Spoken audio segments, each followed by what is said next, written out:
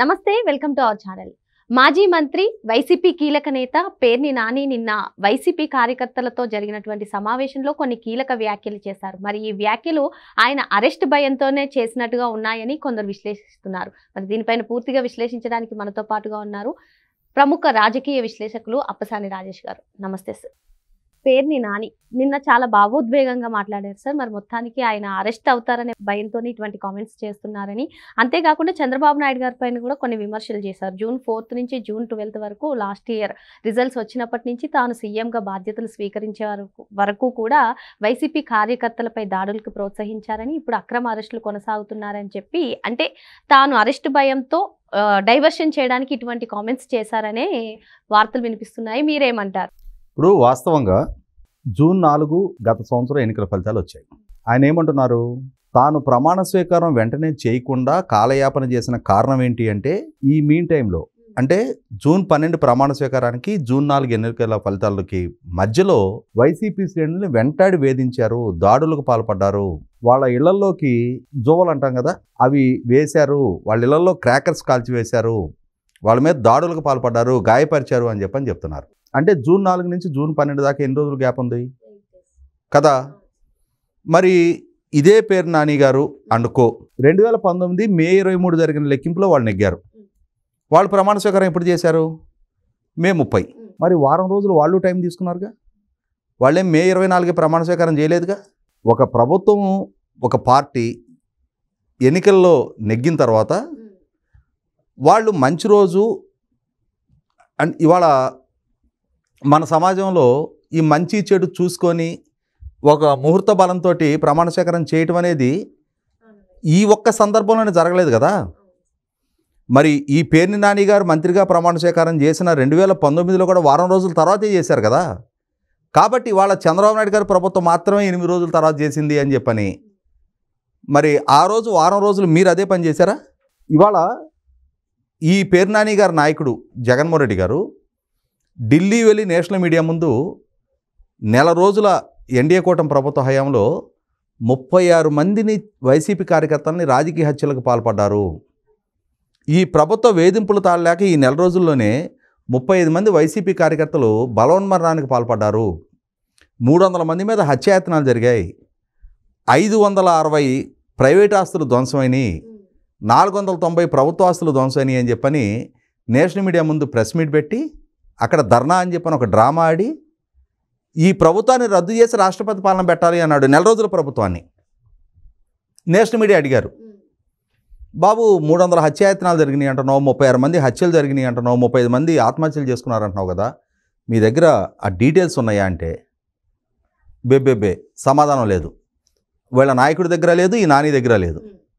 గాలి ఆరోపణలు చేసి మా మీద దాడులకు పాల్పడుతూ ఉన్నారు, దౌర్జన్యాలకు పాల్పడుతూ ఉన్నారు, హత్యలకు పాల్పడుతూ ఉన్నారు అని చెప్పని విక్టిమ్ కార్డు ప్లే చేసి ఈ రాష్ట్రంలో ఈ పాలనా హయాంలో శాంతి భద్రతలు లేవు అని చెప్పని ఒక ఇమేజ్ సృష్టించే ప్రయత్నం, దాన్నే మళ్ళీ సంవత్సరం తర్వాత ఇప్పుడు పేర్ని నాని కూడా కొనసాగిస్తూ ఉన్నాడు.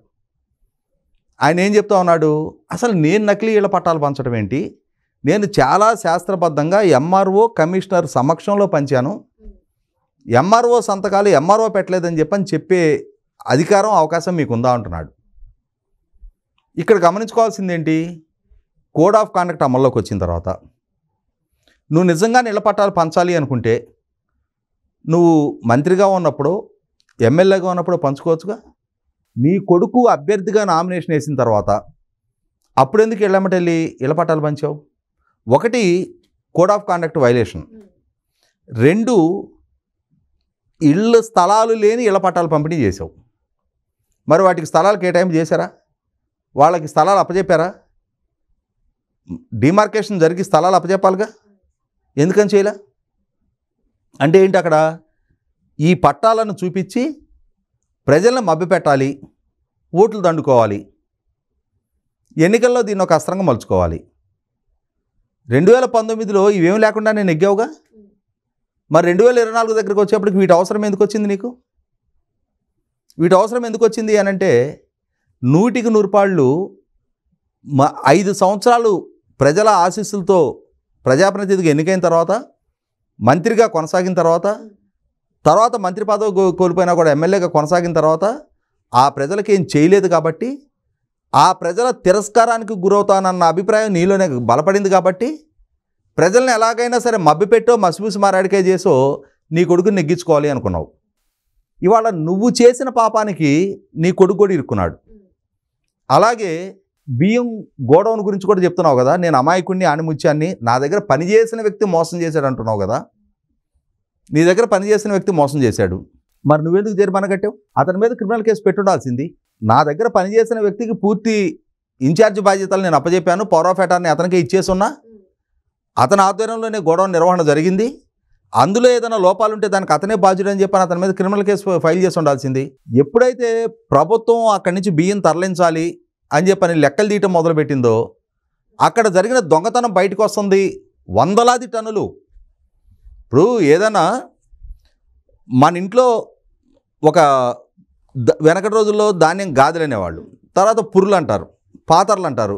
ఒక్కొక్క ప్రాంతంలో ఒక్కొక్క రీతిలో ధాన్యాన్ని నిల్వ చేసుకుంటారు. ఒక 10 బస్తాలు బియ్యం నిల్వ పెడితే కాలక్రమంగా కొంత వెయిట్ లాస్ అవుతాయి. ఒక బస్తాకో అర బస్తాకో తగ్గుతాయి. బస్తా కూడా తగ్గ ఒక అర బస్తాకు తగ్గుతాయి. ఎందుకంటే మనం కొంచెం తేమ శాతం ఎక్కువగా ఉన్న రోజుల్లో వాటిలో నిల్వ పెడతాం, కాలక్రమంగా కొంత డ్రై అవుతాయి, కొంత వెయిట్ లాస్ అవుతాయి.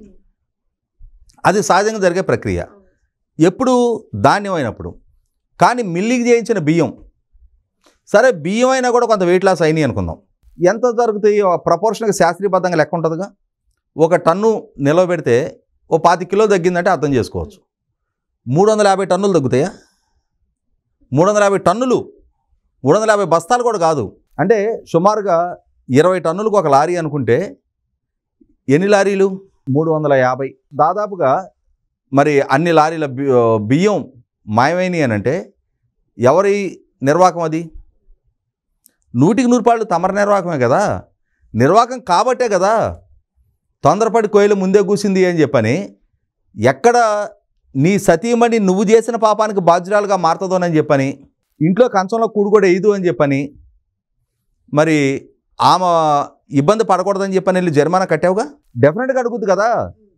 దిక్కుమాలారా నువ్వు నీ కొడుకు బయట చేసిన నిర్వాకాలకి ఇంట్లో నేను జవాబుదారి కావటం ఏంటని చెప్పని. సహజం కదా అది. ఆమె ఇంట్లో గృహిణి, బయట వీళ్ళు చేసే పాప పనులకు ఆమెకేం సంబంధం? ఆమె పేరిట గోడౌన్ ఉన్న పాపానికి వీళ్ళకి పాల్పడ్డ దొంగతనానికి ఆమె జవాబుదారి అవుతుంది కదా. 100% ఆమెని బయటికి రాకుండా చేసుకోవడానికే జరిమానా కట్టావు. నీకు నువ్వు అడ్మిట్ అయ్యావు, జరిమానా నీకు నువ్వు కట్టావు. ఇంకా ప్రభుత్వం నీ మీద జాలి తెలిసింది కాబట్టి, జాయింట్ కలెక్టర్ రూపంలో నీకు ఒక వరం ఇచ్చాడు కాబట్టి నిన్ను 2 రెట్లు జరిమానాకు పరిమితం చేశారు. వాస్తవంగా తర్వాత పూర్తి స్థాయి లెక్క తేలిన తర్వాత ఇంకొక 1,70,00,000 నేను కట్టమన్నారు. నువ్వు ఇంకా కట్టాల్సి ఉంది. అసలు సిసలు లెక్క అయితే ఒక రేషన్ డీలర్ దగ్గర ఒక 10 కిలోల బియ్యం కనుక లెక్క తేడా వస్తే నేషనల్ ఫుడ్ సెక్యూరిటీ యాక్ట్ ప్రకారం అతని దగ్గర 100 కిలోల జరిమానా వసూలు చేస్తారు, 10 రెట్లు. అదే లెక్కన కనుక నీ దగ్గర కూడా వసూలు చేసి ఉండాల్సిందైతే 17 కోట్లు వసూలు చేయాలి. కానీ నేను 3.5 కోట్లకే పరిమితం చేశారు. 1,70,00,000 పే చేసావు, ఇంకో 1,68,00,000 నేను పే చేయమన్నారు. అంటే ప్రభుత్వం నీ మీద చాలా జాలి చూపింది. 17 కోట్లు మీకేం లెక్క కాదు. ఎందుకంటే 5 సంవత్సరాలు జగన్మోహన్ రెడ్డి పరిపాలనా హయాంలో ఆ ప్రభుత్వంలో ఎవరెవరు ఎంత మింగారు అనేది మీకు తెలుసు. 17 కోట్లు అనేది మీకు పీనట్స్తో సమానం అనేది మీకు తెలుసు, మీ ప్రజలకి తెలుసు. కాబట్టే మీరు ఎంతెంత దిగమింగారు అనేది అవగాహన ఉంది. కాబట్టే అన్ని డాంబికాలు పోయినా కూడా ప్రజలు మిమ్మల్ని ఎక్కడ కూర్చోబెట్టాలో అక్కడ కూర్చోబెట్టారు. ఇవాళ నేను అమాయకుడిని, ఆణిముత్యాన్ని, నన్ను ప్రభుత్వం వేధింపులకు గురి చేస్తూ ఉంది అని ప్రజల ముందు భావోద్వేగానికి గురైతే మాత్రం, మొన్నేగా మీసాలు దువ్వి తొడలు కొట్టింది స్థానిక మీ రాజకీయ ప్రత్యర్థి కొల్లు రవీంద్ర గారిని. ఆయన ఎంత సాఫ్ట్ నేచర్డ్ పాలిటీషియన్ అనేది అందరికీ తెలుసు. ఆయన మీద హత్యాయత్నం మోపి 53 రోజులు జైలు పాలు చేసిన రోజు, ఆ రోజు ఈ ఎమోషన్స్ గుర్తుకు రాలేదా? రాజకీయంగా మీ ప్రత్యర్థి అయిన మాత్రాన ఆయన హత్యలు చేయించే నైజం ఉన్న వ్యక్తి. మీ ప్రజలకి, మీ ప్రాంతానికి తెలీదా ఆయన నైజం? అటువంటి వ్యక్తిని నిర్దాక్షిణ్యంగా నీ చేతిలో అధికారం ఉంది కదా అని చెప్పని నువ్వు చెయ్యని తప్పుకి తీసుకెళ్ళి ఆయన జైల్లో పెట్టావే. ఇవాళ నీ చేసిన తప్పులు బయటకు వస్తే వాటి మీద విచారణ జరుపుతూ ఉంటే, ఇవాళ నీ శ్రేణుల ముందు భావోద్వేగానికి గురయ్యి ఈ భావోద్వేగం మాటున నీ తప్పులను కప్పిపెట్టే ప్రయత్నం చేస్తున్నావా? ఈ నటనలు ఇవన్నీ గత 5 సంవత్సరాలు అరే పవన్ నాయుడు అని చెప్పని పవన్ కళ్యాణ్ గారిని ఉద్దేశించి వ్యాఖ్యలు చేసినాడు, చంద్రబాబు నాయుడు గారి గురించి చేసిన వ్యాఖ్యలు, లోకేష్ గారి గురించి చేసిన వ్యాఖ్యలు ఇవన్నీ కళ్ళ ముందు ఉన్నాయి. ఎంత బరితెగింపుతోటి మీరు వ్యవహరించారో ఇవాళ మీకు సంబంధించిన లొసుగులు, మీకు సంబంధించిన అవినీతి, మీకు సంబంధించిన తప్పులు ఒక్కొక్కటిగా వెలుగు చూస్తుంటే, ఇవాళ అరెస్టు భయం వెంటాడుతుంటే, ఈరోజు వెన్నులో వణుకు మొదలయ్యి నిన్నటిదాకా ప్రదర్శించిన మేకపోతు గాంభీర్యాలు, నిన్నటిదాకా విసిరిన సవాళ్ళు, నిన్నటిదాకా దువ్విన మీసాలు, కొట్టిన తొడలు ఇవాళ మీరు మర్చిపోయారేమో. మచిలీపట్నం ప్రజలు మర్చిపోలేదు, రాష్ట్రం మర్చిపోలేదు. సార్, ఇప్పటి వరకు జరిగినటువంటి అరెస్టులో ఎవరి మీద కూడా సింపతి కనిపించట్లేదు ప్రజలకు, ఈవెన్ తమ సొంత కార్యకర్తలకు కూడా సింపతి కనిపించట్లేదు. సో రేపో మాపో నేను అరెస్ట్ అవుతాను అని చెప్పి ఈ అరెస్ట్ను ముందే గ్రహించి అట్లీస్ట్ సింపతి అన్న కోసం ఇటువంటి గేమ్స్ ప్లే చేస్తున్నాడు పేర్ని నాని గారు అంటూ వార్తలు వస్తున్నాయి. మీరేమంటారు? ఇప్పుడు వాస్తవంగా ఈయన ద్వారా నకిలీ పట్టాలు అందుకున్న 5,000 మంది మచిలీపట్నం ప్రజలు ఉన్నారుగా. మమ్మల్ని మభ్యపెట్టాడు, మోసం చేశాడు అన్న సమాచారం వాళ్ళకుందిగా. 5,000 మందికి నకిలీ పట్టాలు పంచితే ఆ 5,000 మంది నుంచి ఒక్కొక్కరు 100 మందికి చెప్పే ఉంటారు ఈ పాటికి. మమ్మల్ని మోసం చేశాడు, ఈయన మాటలు నమ్మి మభ్యపడ్డాం మేము, ఎన్నికల్లో ఓట్ల కోసం అని చెప్పని నిలువున ముంచాడు మమ్మల్ని అని చెప్పని వాళ్ళందరూ చెప్పుకుంటారుగా. కాబట్టి నేను ఇందాక నువ్వు ప్రస్తావించింది 100% వాస్తవం. సింపతి రాకపోవడం కారణం ఏంటంటే వీళ్ళు ఏం చేశారు అనేది ఒక్కొక్కరికి సంబంధించిన భాగోతాలు ప్రజల్లో చాలా విస్తృతంగా చర్చనీయాంశం అవుతూ ఉన్నాయి. ప్రజలకు కూడా అర్థం చేసుకుంటా ఉన్నారు, ఓహో ఈ విధమైన అకృత్యాలకు వీళ్ళు పాల్పడ్డారా, ఈ విధమైన అవినీతి చర్యలకు వీళ్ళు పాల్పడ్డారా అనేది ప్రజలకు కూడా స్పష్టంగా అర్థమవుతుంది. కాబట్టి ప్రజల నుంచి కూడా వీళ్ళ పట్ల సానుభూతి వ్యక్తం కావటంలా. మరో అంశంతో మళ్ళీ కలుద్దాం. Thank you sir.